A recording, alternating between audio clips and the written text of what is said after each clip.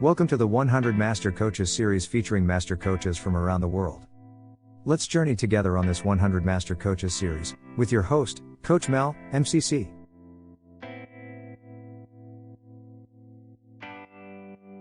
Catherine Tanneau is a Master Certified Coach, and the chair of the ICF Global Board for Professional Coaches in 2021. She is specialized in executive coaching and organizational transformation, and is a leadership professor and academic director at HEC Executive Education in Paris. She is also a speaker and author of various books and articles. Now on to the show. Hello, and welcome to the 100 Master Coaches show. This is Coach Mal, and today, oh my gosh, we're in for a treat. I have my special guest, and she is obviously known by the world. And I'm so honored to host her here today. Please give a warm welcome to Catherine Tanneau. Welcome to the show, Catherine. Thank you, Mel, so for your warm welcome. So happy to be with you today and to share some of my experience with your audience. So wonderful to have you. And for those who may not know, Catherine is our current chair of the global ICF, the body that, of course, all of the wonderful coaches are connected to. Yes, it is an honor and a duty, and I'm at the service as a volunteer chair to our members and wonderful coaches around the world. Perhaps that place where we can start with you being chair. You've been chair since January of this year, I realize. How has that journey been? Yeah, this is a wonderful journey, quite challenging one, as most of the coaches know. We are facing very unique times. Either for the situation around the world and I want to share my gratitude for all the coaches involved in pro bono initiative to support frontline workers and during this pandemic, and for those who are suffering with their family in their professional life. So it is really a very challenging moment, but it's also a very interesting one. As coaching is a growing profession since 10 years, can you imagine? And it is also facing very new challenges, such as digitalization, democratization, and how to contribute to a better world. So I'm very passionate about it. And well, that's a unique experience. And I would want to share with our coaches that are listening to us that if they have the opportunity, it is a great moment to apply for being at the board, at the Global Professional Coaches Board, as we have so many things to do to advance our profession. Thank you for your service. Thank you to you and the board members as well for all of your sacrifices. And of course, not forgetting all of the different chairs in the different ICF chapters across the world. We're actually a big family of coaches. How many countries again? Remind me, Catherine. We are a wonderful family of 45,000 members around 150 countries. There we go, 150. That's right. 150. It's amazing. It's amazing. Oh amazing people I met around the world. That's my only regret, not to be able to travel more and meet more people. Well, I saw you at the recent conference, some pictures on that, right? And Marcia Reynolds was there as well. And it was a beautiful time, to at least we can come together. I was not there, but, I wish I could get on a plane and get to one of our Converge conferences. I was there face to face. It was an amazing event in Tallinn. It was one of the first when they reopened the countries, and we were very lucky. So good to be together. Yes, Really. definitely. We need that a lot more. Yeah. You know, Catherine, I would love to kick us off with your journey, because this is about you. Tell us, how did your coaching journey begin? Actually, it began around 20 something years ago, 22 years Okay. ago, Wow. 23 years ago. I should remember because I was expecting my first baby at that time. Oh. Is almost 24 now, so Oh, might be yes. 23 years. And I was in Lisbon at that time, and I had I taken see. a sabbatical. Mm. And you know, this kind of time you are reflecting about your life. I had a very successful beginning of career, being in a bank, then in a company, then in McKinsey as a consultant. Ah. Yeah, so was wondering what to do next, and reflecting on what I really did like in all my job. That was the people, actually, meeting people, supporting people, helping their development, helping with project. Was not quite good at political things, and was thinking that really I did want to be more with team and with leaders, managers, helping them. So I decided to start a consulting company. That was the only thing I imagine I knew to do. Yes. And at that time, I wanted to do something differently with the team. And I was working with one of my clients, a French-Spanish company, and we had a team intervention that was not really a team building, not really, but kind of team seminar. And this client wanted really to do something different with his team. And I did realize that I didn't know anything about team coaching, team dynamic. So I found a colleague in Paris, and he had a school teaching coaching, and he said, "Oh, I have a seminar in 3 days from now. You can come." I said, "Yes, I will." So I took a ticket and I came, and it was really amazing, and I loved it, and I decided to go for longer training. And I started then 25 days training in Paris, moving from Lisbon to Paris. And it has been an amazing start of my coaching journey. You know, I interviewed quite a few of our friends in the industry, and everyone's story, Catherine, is so unique. Some came from the area of, like you, consulting, some came from marketing, and yet we all merge into this wonderful stream. It's like a calling of sorts, right? Yeah, I can feel it. I love your words. I really feel the same. Yeah. Tell us a bit more deeper about that call, right? Because I know you said the initial part was, wow, you know, this 3-day thing that you went and you're like, oh my gosh, but I'm sure there was something that was happening inside of you. So yeah, I'd just love to explore that a bit. Yeah, it has been really a transformational journey. Tough sometimes because you really also face yourself, you face your doubts, and that's normal, but still. And you know what was the most maybe struggle? Well, that at that time, coaching was completely unknown. So my friends, my relatives, even my clients were looking at me like, oh, interesting, but like, you know, this kind of, what do you do? What do you do?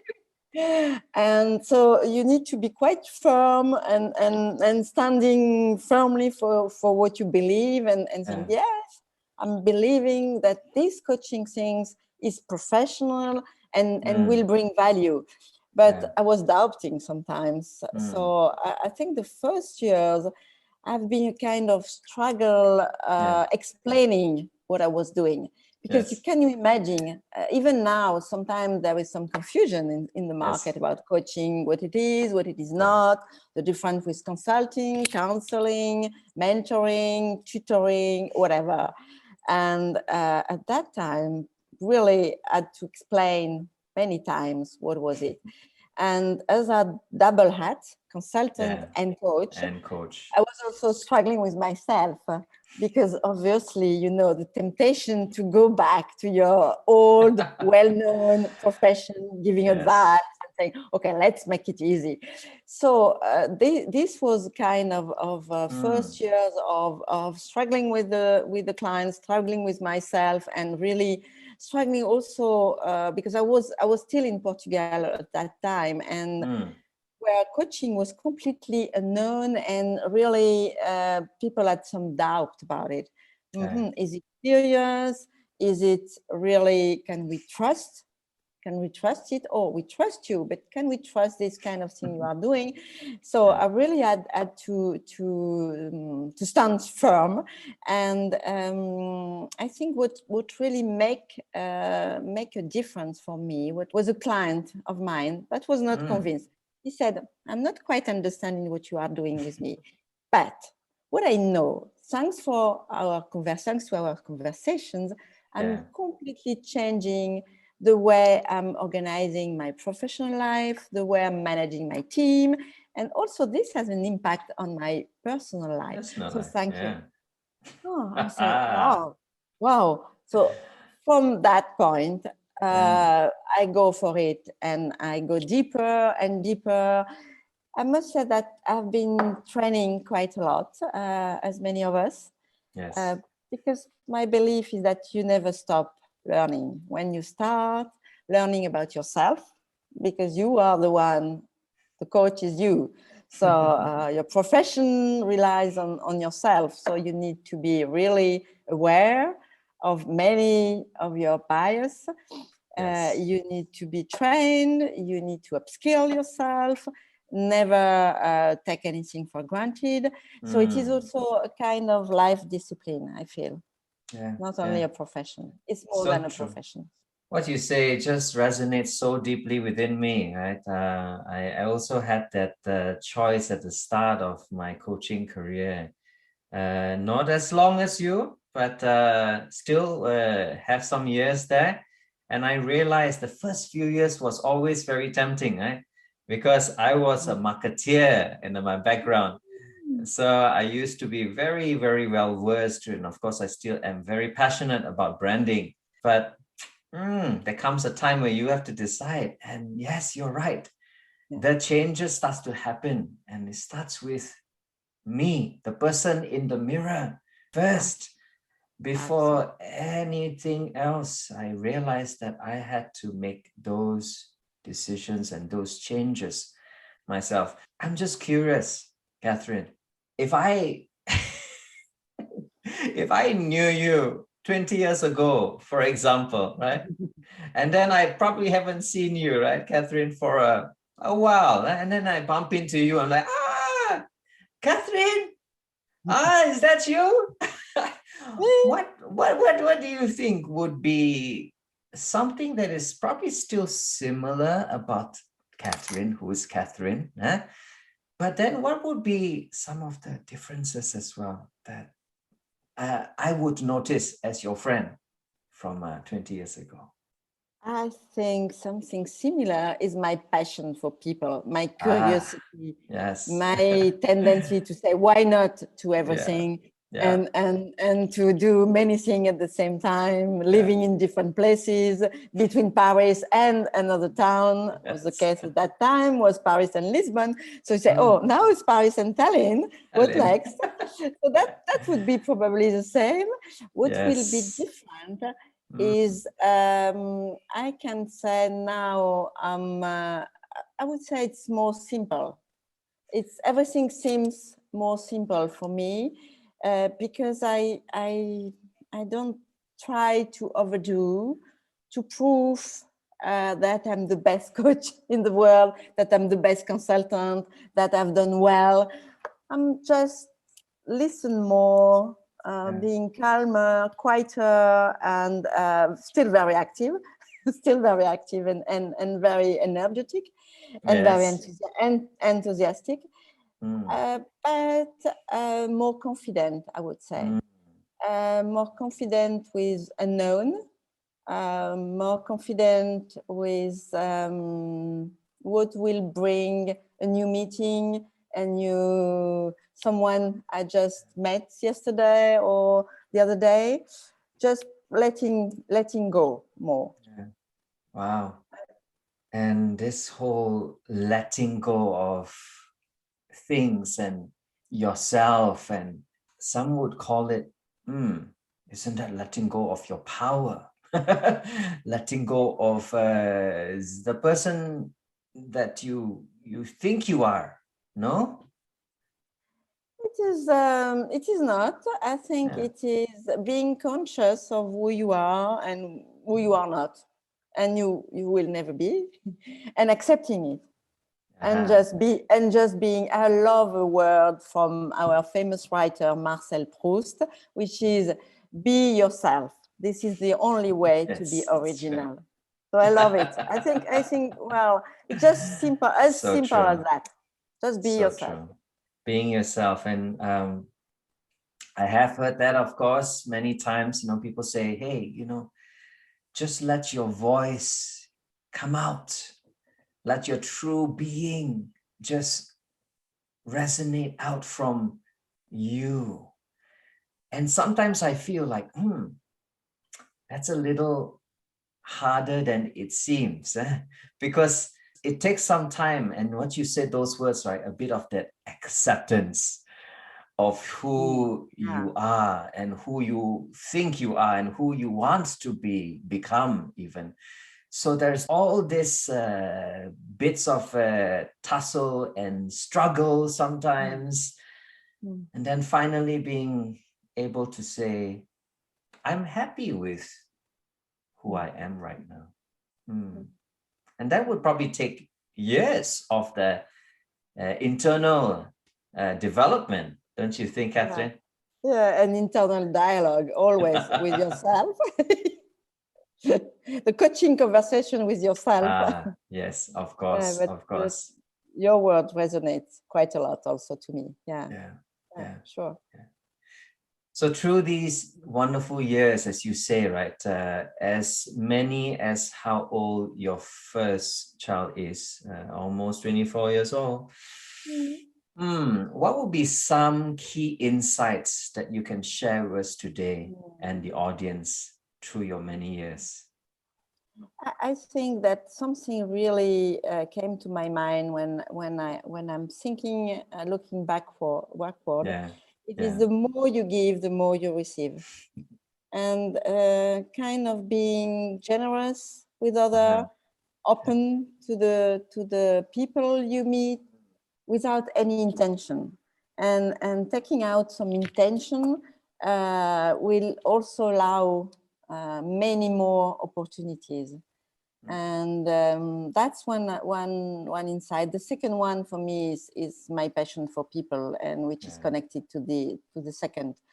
And the third is also maybe take time just to enjoy the life, because we are the coach and we are a person, so that's a unique human being. We are not like I have my profession and my office, and then I close the door, come back home, and go for a walk. It's exactly the same person. So it's also taking care of yourself, taking care of others, taking care of our beloved, and caring for others, caring for our communities.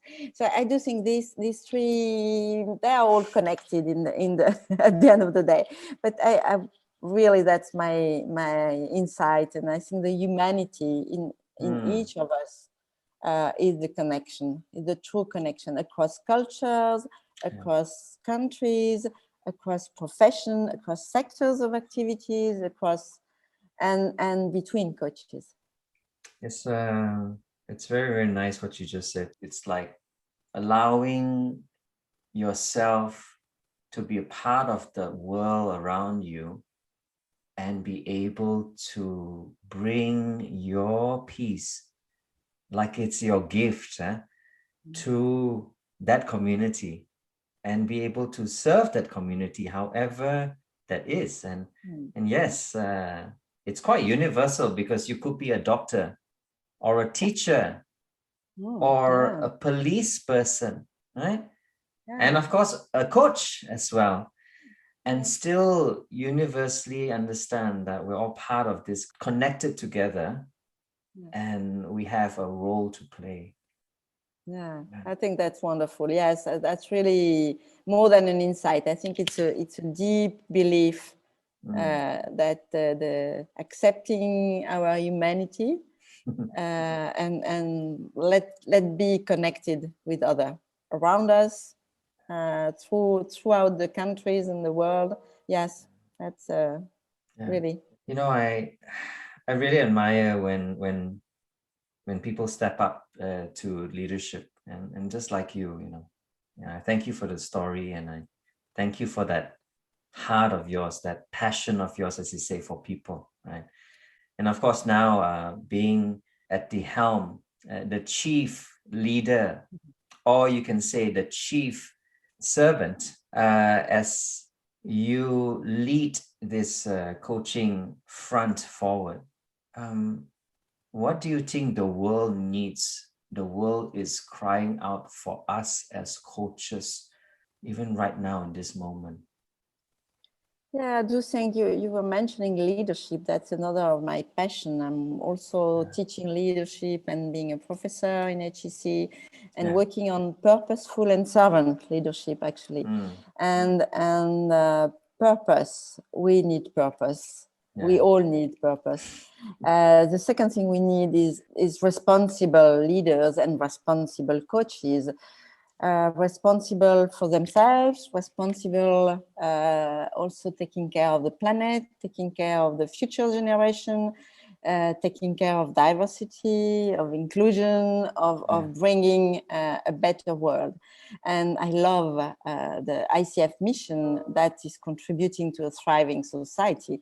And we have so much to do in front of us. So that's wonderful. I think the coaches can bring their humanity, just as simple as that, to the world, and maybe stop for a while the quick activity, the pressure for result, the pressure for performance. Just hold on a few seconds, a few minutes, the time, step back, breathe, and think purposefully what is really meaningful in what we are doing, in what the leaders do, in what employees do, in what the community, teacher, doctors, whatever, and just bring some smile and some humanity to the moment. It may not change the world, it just will change an instant. But if we all change many instants, at the end of the day, it will be some change somewhere. You know, as you were saying all that, Catherine, one thought that came to my mind just right now is the world is in need of healing. Yeah. Even looking at the environment, as you mentioned, the pandemic has taught us that the earth needs time to, in a sense, heal from our reaction to everything we do. When we touch something on the earth, sometimes we do a bit more damage than good. That resonates. Yesterday, I was having lunch with very interesting people, researcher, university researcher in climate change and chemicals, and they were saying that as they do when they do an experiment in their laboratories, they just need to have patience. They never know when it will be right or wrong. Where wrong, they know quite quickly. But I do think we need some patience too. Being patient, accepting that we won't change in a while like that. It will take. It's a process. It is like in coaching. We need to trust the process. But what we need is to make sure that the process is right. Because at the end we will see the result, and sometimes it takes years. And to connect that with coaching, it is coming to my mind one experience with a client that I've really met him like twice, and at that time, I was frustrated because I said, 2 times, and then he moved abroad, and at that time we didn't have Zoom, or the phone was complicated. So, well, we didn't meet for very long. And 5 years after, he said to me, you remember the conversation we had that changed my life? Wow. I was looking at him and said, tell me. Because very frankly, from my point of view, I was quite frustrated because we had like a 2 sessions, quite short one. And well, I didn't think I've done anything for you. So I was saying, yes, because you asked me the question about the purpose of my life. Oh, wow. So, I did that. And he said, and since then I start seeking and seeking for my purpose. And now I found it. Oh, wow. So I think this is a very nice story I wanted to share with those who are listening to us, because you never know. It's also the humility you need to have as a coach. I think same for teachers, same for any other people in contact with other people, that you never know the impact you have. So just doing your best, and trust the process, trust the other. They will do the job. Sometimes. Yes, I resonate with that as well. A lot of patience, and just focus at the person right in front of you. Right? Yes. It's like now, we are right in front of each other, Catherine, and I'm fully focused at you and your story and what you want to bring to the audience today.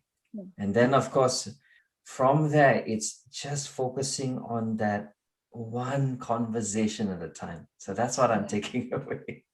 Absolutely. And I can feel it. The difference is that you can feel it. Even if we are on Zoom, even if we are very distant geographically, you can feel the connection, the human connection, and the listening in the moment, one conversation at a time. And I'm fully with you too. Thank you. I am always looking for that braveness, the brave situations that I'm sure you have faced being a coach. What would be maybe 1 or 2 of that brave stories that you like to share? And I know you already shared one of them, which is that story of your coachee having 2 short sessions, but 5 years later, he came back and said, you changed my life. That was amazing. That was amazing. Yes, I'm still in contact with him. Yeah, that was wonderful. Amazing. Well, I think what I would like to share is the braveness of maybe in consciousness, because as I said in the beginning, I always say, why not? And as I told you, I started in Portugal, where coaching was completely unknown, and I really love to work with other people. So I had a friend of mine. She was a consultant too. She was a trainer, and she said, "Oh yes, I would love to learn coaching. Why don't you create a coaching school here in Portugal?" I said, "Why not?" And then she said, "Okay, so we will do it." Oh yes, why not? And then she said, "But frankly, you are French. You are living in Portugal. Coaching is not known, so you need to have a label." I say, yes, why not? and what kind of label? I say, let's look. And we were looking at internet, and we find ICF. We're quite new at that time. The competencies were not completely structured, but they had these 4 blocks of competencies, reasonably well organized. And they had started to accredit school. And I say, yes, go for it. And she said, yeah, that's great. American association, well-known in coaching, professional with code of ethic and competency. That's perfect. So that when I met first ICF, and at that time, I was like, okay, let's go. But frankly, it was quite a brave situation, because we did it in Portuguese. It has been hard work. But I never regret. it has been really the beginning of a fantastic story. So sometimes saying why not to the world, to something that is happening and you are not expecting, sounds very brave at the moment, saying, oh my gosh, what did I do? And then it has been a fantastic adventure. That's still today very, very successful story in other countries. So happy. And still working with this person, which is who is a very, very dear friend. Congratulations. I love that story so much. Especially, I love that continuous theme, the why not theme, right? It's like, why not? Yes. And I imagine, right? I imagine if like, if all of my challenges that I face in life will be faced with a why not, I may have a different perspective then, huh? Yeah, I guarantee. Why not? Why not? Would you like to go and skydive? Why not? Why not? Oh my gosh, it's so true. And you know what? I also use the why not in coaching to send back to clients that they are doubting, but why not? Do I dare listening to my dream? Do I dare saying why not to the opportunity the world bring to me? Sometimes I didn't see them. Yeah. But if I start with the why not, I think I'm opening my eyes to many, many opportunities, sometimes too much. So that's a bit of disadvantage sometimes in terms of time management. So you need to be very careful to all the why not you have said. Yes. But frankly, that's really value for me. I'm going to tie the why not to you being an author. Okay. All right. Because I'm sure before being an author, you were of course thinking, should I write a book? Should I not write a book? And then, you know, of course, people who've been long enough, they will say, hey, a book is very handy. Yeah, you can give it as a brochure. It helps you with visibility and all of that. So I would love to know that story behind the book. Right now. It started not with a why not. It actually started as I've been a manager in a publishing company. So I had in mind that so many books, so useless books, so many books that we cannot sell. So I've had that in mind. So writing a book, he said, is it really necessary to write a book? So I was more coming from this point of view.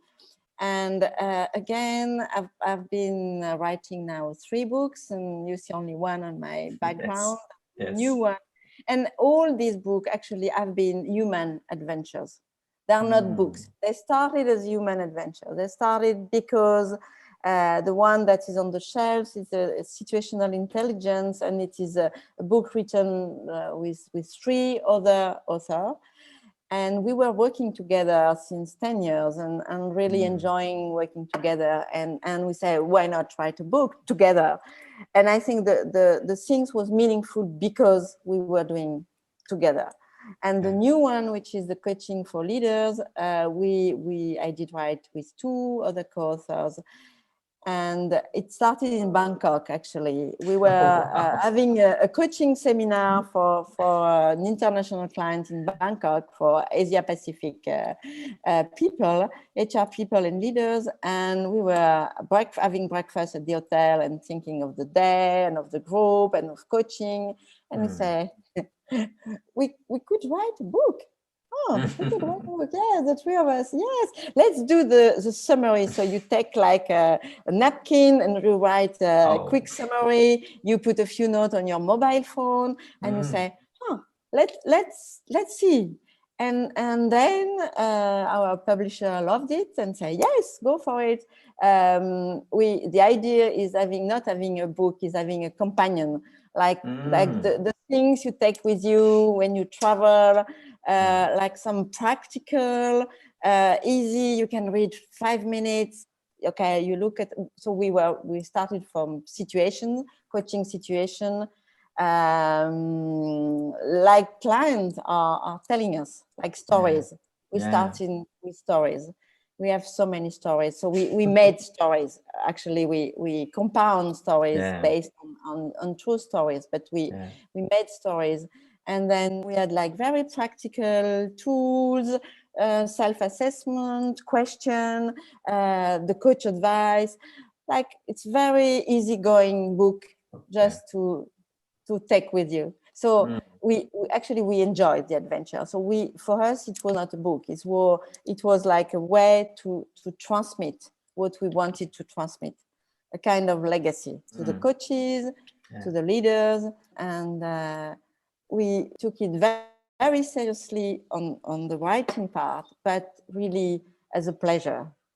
And I think the pleasure of writing then can also bring some pleasure for the readers. Yeah, that is so good. You know, Catherine, I'm listening in and I'm hearing that it's got to start with that whole purpose behind it, right? The purpose is not just being famous or, oh, because I want to have a book, but that purpose came because you've been, for example, working with some of them for many years, and it's a chance to perhaps even educate people on the different situations that other leaders have gone through.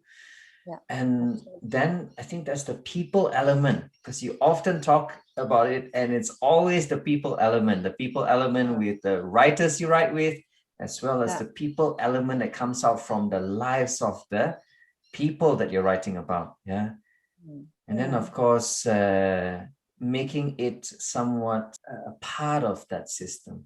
It's not just a standalone, but it's a part of what you do and what you believe in. So I'm getting that all right now, and I'm saying that back because I'm sure there are people listening in on this podcast thinking, should I write a book? You know, and I think with that you've given some encouragement. So sometimes it's just do it, and without caring about the result, the potential, whatever. Just do it because it's meaningful. So the purpose is completely connecting with that. You do what is meaningful for you at a moment, and then you'll see the results. And sometimes the results are amazing, sometimes not. But the fact that you did it, it's okay. It's fulfilling you. It is meaningful, and then you go ahead without being too much worried about what will happen then. So true. 20 plus years, Catherine. Have you ever regretted any part of that journey? Really an easy question for me. No, I'm not. I'm not a woman that regrets. Probably, if you had different action in the past, you would have different effect in the future, in the present. But I'm not regretting anything. No, I would really enjoy it. What really passionate me is this journey, and I'm enjoying the work in the coaching world, with the coaches, with the client, and any new client is a new adventure. Any occasion being at the global board is an adventure in a sense, and it's a service, and I really try to really be present in the moment of where I am. So no time for regret. That's so beautiful to hear, really. Yeah, because sometimes regrets can hold us back and keep us in a place where we know we need to move on from. The future is here right now with us. And I'm going to ask you in two parts because I'm curious to hear it from your point of view as Catherine. And then later, I would love to hear it, if it's any different, as the ICF Global Chair. And the question is, what do you see the future of coaching looking like? I'm a very optimistic person, so I'm seeing the future as a really an increasing demand, an increasing need everywhere for coaching. Yeah. I'm seeing the coaching contributing more and more to our world, yeah. Either in the private sector, in the public sector, in the NGO sectors, or in communities, society. So I'm a true believer of that coaching will have will have a major role to play in our world today and tomorrow. Yeah. Team coaching, collective coaching will develop radically.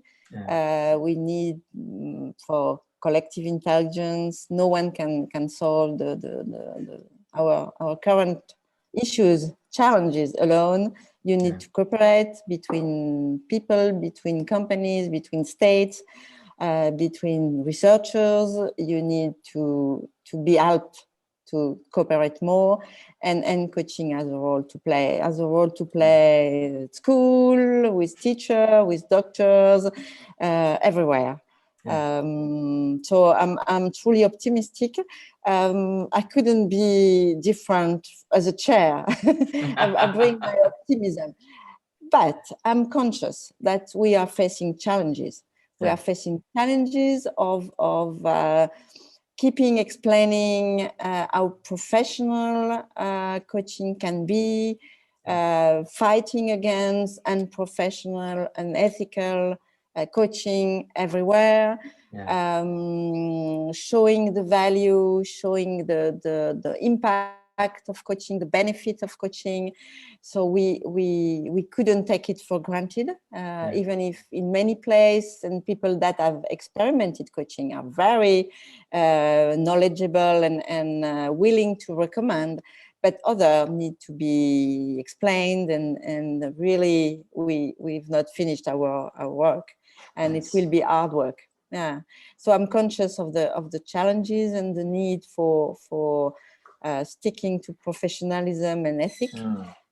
Also being really mindful of the need for diversity, for inclusion, social justice, equity, and coaching should be the voice for that across the world. And there's so much to do. The self-regulation of coaching is also a challenge in many places, and really, again, being firm on ethic and professional standards. And I do think, as a chair of ICF, that we are at the forefront of these upcoming transformation. Many challenges and many opportunities, for sure. Absolutely. I agree and I concur with everything you've said. And I can see those challenges, of course, even in the local chapter. I think globally, we know that we keep on having to not defend, but to explain and to share that we are actually a professional body. And that is a constant thing that we are going through all across the world, let alone in the developing countries where coaching is still slightly behind from where we're at in our more developed world. So lots more ahead of us. And we need all to be coaching ambassadors, aware of the challenges and the opportunities. For sure. Yeah. I would like to give you this time right now to invite those who may not yet join ICF.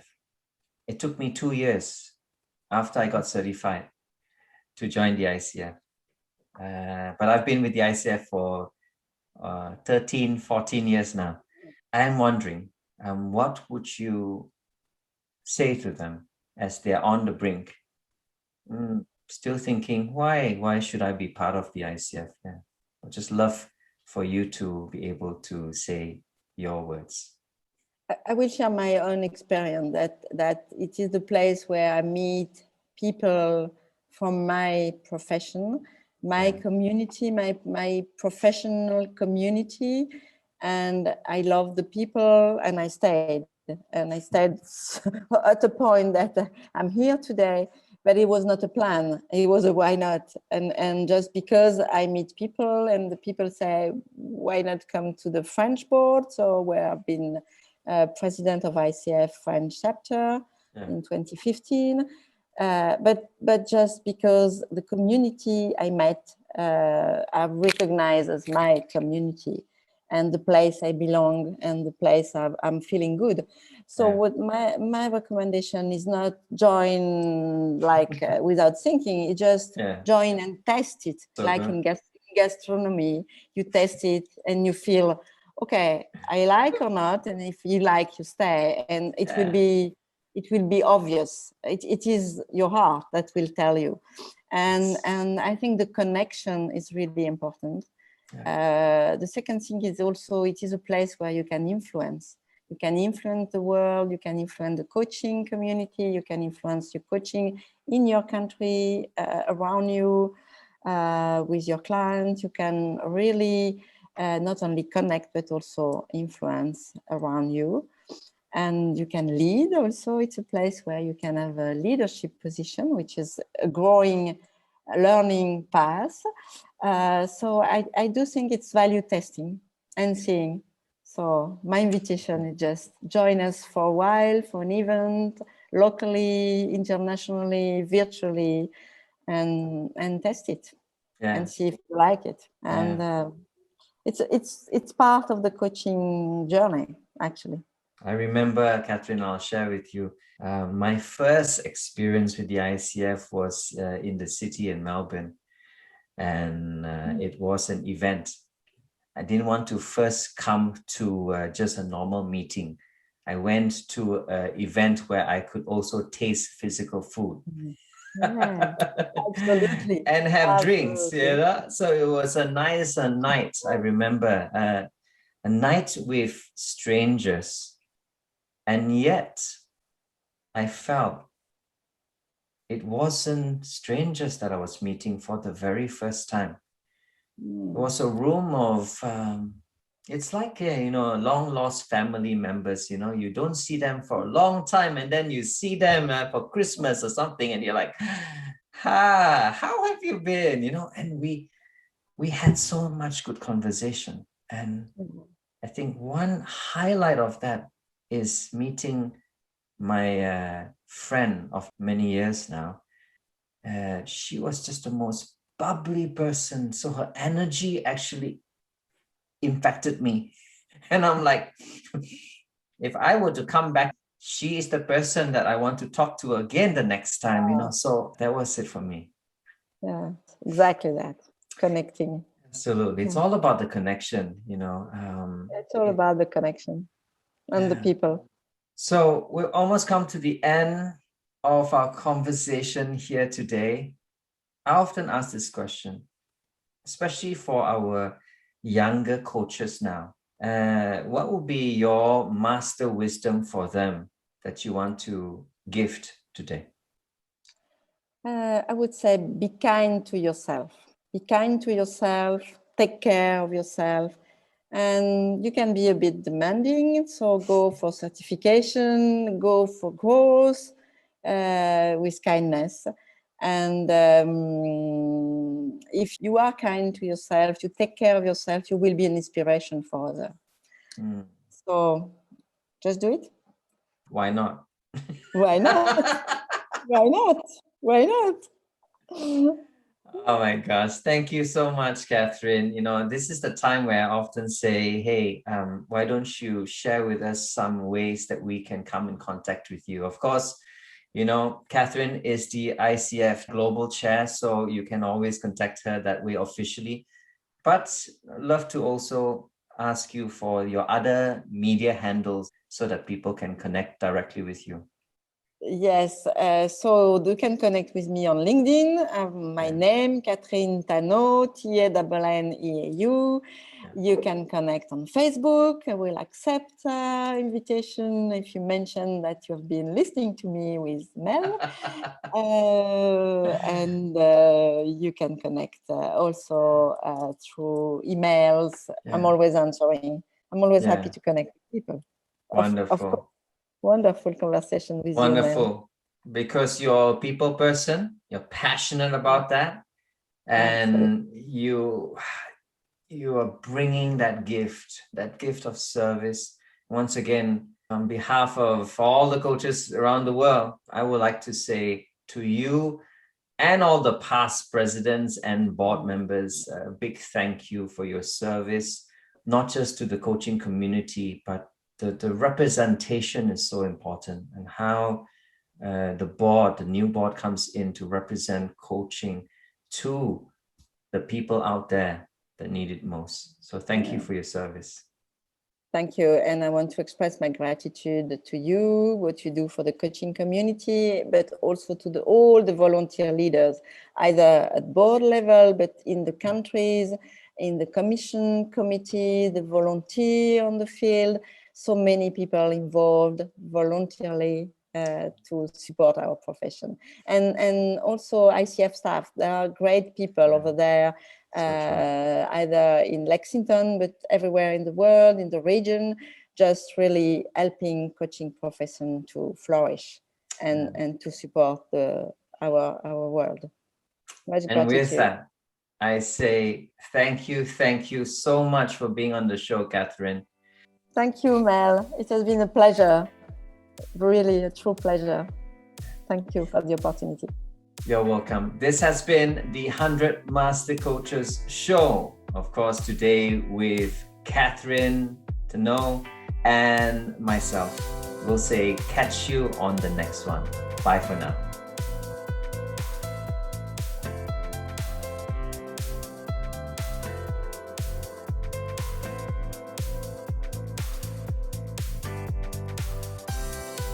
You have been watching the 100 Master Coaches series with your host, Coach Mel, MCC. Brought to you by Catalyst Coach. www.catalystcoach.live. We will be right back with our next Master Coach on the 100 Master Coaches series.